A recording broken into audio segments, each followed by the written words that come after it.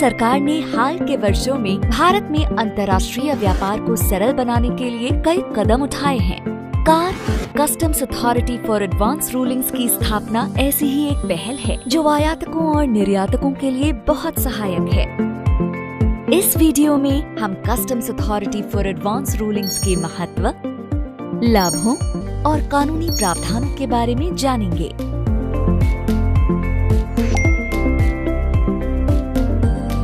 सीमा शुल्क में advance rulings या अग्रिम निर्णय आवेदक द्वारा किसी भी वस्तु के आयात या निर्यात से पहले उससे संबंधित आवेदन में उठाए गए प्रश्न पर एक लिखित निर्णय है।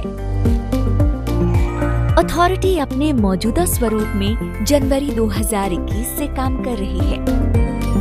इस अग्रिम निर्णय तंत्र के प्रावधान WCO के संशोधित क्योटो कन्वेंशन और WTO के व्यापार सरलीकरण समझौते के मैंडेट के अनुसार हैं।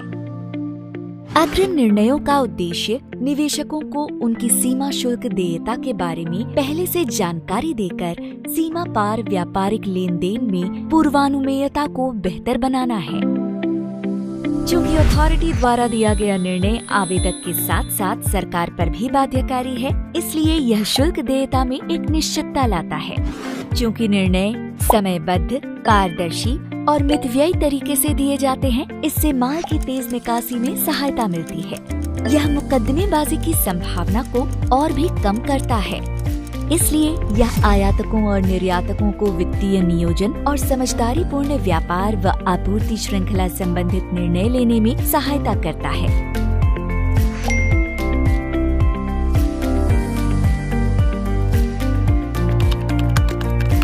सीमा शुल्क अधिनियम 1962 के खंड 5B में customs authority for advance ruling से संबंधित कानूनी प्रावधान शामिल हैं और प्रक्रियाएं customs authority for advance rulings regulations 2021 द्वारा नियंत्रित हैं।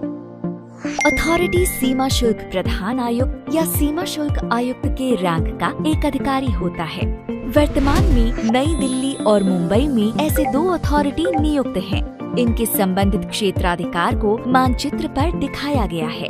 इनका क्षेत्राधिकार आवेदक के पते पर निर्भर होता है। यदि आवेदक भारत के बाहर से है तो अधिकार क्षेत्र दिल्ली होगा।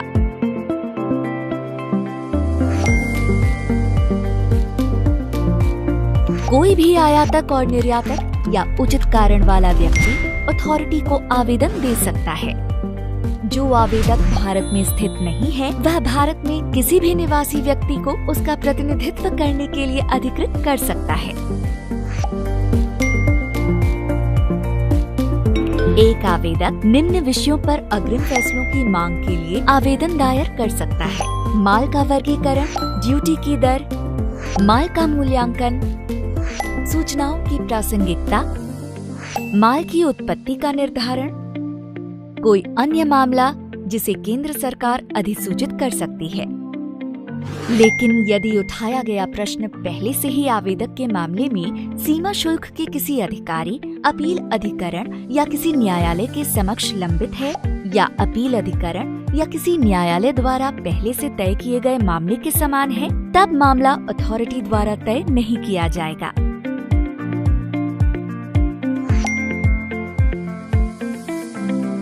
अग्रिम निर्णय प्राप्त करने के इच्छुक आवेदक को ज्यूरिसडिक्शनल अथॉरिटी को एक आवेदन करना होगा। आवेदन को अंग्रेजी या हिंदी में कार 1 फॉर्म में दायर करना होगा और साथ ही 10,000 रुपए का शुल्क देना होगा। कार 1 आवेदन दर्ज करते समय आवेदक को निम्न बातों को सुनिश्चित करना चाहिए। महत्वपूर्ण बिंदुओं को दर्शाते हुए माल का पूरा विवरण दें। सभी प्रासंगिक तथ्यों को प्रमाण के साथ प्रदान करें। मुद्दे को लेकर आवेदक की व्याख्या और साथ ही पक्ष को सही ठहराने का समर्थन करने वाले तर्क। फॉर्म भरने के बाद की प्रक्रिया का पूरा विवरण यहाँ समझाया गया है। आवेदक कार 1 में एक आवेदन दर्ज करता है। आवेदन प्राप्त होने पर अथॉरिटी का सचिवालय इसकी समीक्षा करता है। किसी भी त्रुटि या कमी की स्थिति में आवेदक को उसके बारे में सूचित किया जाता है और उसे संशोधित फॉर्म फिर से जमा करना होता है। यदि कोई त्रुटि या कमी नहीं है तो आवेदन को टिप्पणियों के लिए क्षेत्राधिकारी प्रधान आयुक्त को भेज दिया जाता है। क्षेत्राधिकारी प्रधान आयुक्तालय को स्वीकार्यता के साथ साथ योग्यता के आधार पर आवेदन की जांच करनी होती है। उन्हें अथॉरिटी को विषय वस्तु पर अपने विचार के साथ अपनी टिप्पणी 2 सप्ताह के भीतर प्रस्तुत करनी होती है। टिप्पणी में प्रासंगिक रिकॉर्ड, मुद्दे की उनकी व्याख्या के साथ साथ विषय वस्तु के संबंध में अब तक अपनाई गई कार्यप्रणाली सम्मिलित होनी चाहिए। टिप्पणियों की प्राप्ति पर आवेदन की स्वीकार्यता के लिए जांच की जाती है। यदि आवेदन स्वीकार करने योग्य नहीं पाया जाता है तो आवेदक को अपनी बात रखने का एक अवसर देने के लिए अथॉरिटी द्वारा एक व्यक्तिगत सुनवाई आयोजित की जाती है। सुनवाई के बाद भी यदि आवेदन स्वीकार करने योग्य नहीं पाया जाता है तो अथॉरिटी द्वारा आवेदन को अस्वीकार करने का आदेश पारित किया जाता है। लेकिन यदि सुनवाई के बाद आवेदन स्वीकार करने योग्य पाया जाता है और योग्यता के आधार पर आगे सुनवाई की अनुमति दी जाती है तो क्षेत्राधिकार आयुक्तालय की टिप्पणियां आवेदक को प्रतिक्रिया के लिए भेज दी जाती हैं। इसके बाद मामले की योग्यता पर एक व्यक्तिगत सुनवाई आवेदक और विभाग के अधिकृत प्रतिनिधियों के साथ आयोजित की जाती है। आवेदक या क्षेत्राधिकार आयुक्तालय के लिए उपस्थित होने वाले एक अधिकृत प्रतिनिधि को सचिव को एक अधिकार पत्र प्रस्तुत करना होता है। सुनवाई फिजिकल या वर्चुअल मोड में आयोजित की जा सकती है। सुनवाई के माध्यम का विवरण आवेदक और क्षेत्राधिकारी आयुक्त के साथ सचिव द्वारा अग्रिम रूप से साझा किया जाता है। इसके बाद अथॉरिटी द्वारा एक निर्णय जारी किया जाता है। इस पूरी प्रक्रिया को 3 महीने के अंदर पूरा किया जाना होता है। यदि आवेदक और क्षेत्राधिकारी आयुक्त निर्णय से सहमत हैं, तो यह दोनों पर बाध्यकारी हो जाता है। 3 सालों तक अथवा कानून या तथ्यों में कोई बदलाव होने तक इनमें से जो भी पहले हो तब तक यह निर्णय लागू रहता है। यदि आवेदक या विभाग अथॉरिटी द्वारा दिए गए निर्णय से सहमत नहीं है, तो वे ऐसे निर्णय या आदेश की सूचना की तारीख से 60 दिनों के भीतर उच्च न्यायालय में अपील दायर कर सकते हैं। उचित कारण की स्थिति में उच्च न्यायालय विलंब को आगे और 30 दिनों तक की अवधि के लिए माफ कर सकता है। यदि अपील आवेदक द्वारा दायर की गई है तो न्यायालय में विभाग के साथ साथ कार का प्रतिनिधित्व करने का उत्तरदायित्व क्षेत्राधिकारी आयुक्त का होता है। एक आवेदक आदेश की घोषणा से पहले किसी भी समय अथॉरिटी से अपना आवेदन वापस भी ले सकता है।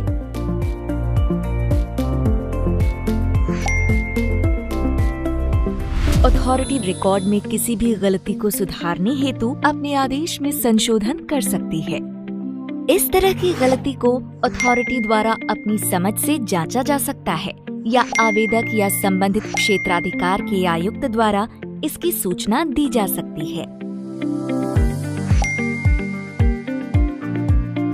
यदि अथॉरिटी को पता चलता है कि आवेदक ने धोखाधड़ी या तथ्यों की गलत जानकारी देकर अग्रिम निर्णय प्राप्त किया है, तो उस अग्रिम निर्णय को रद्द कर दिया जाएगा।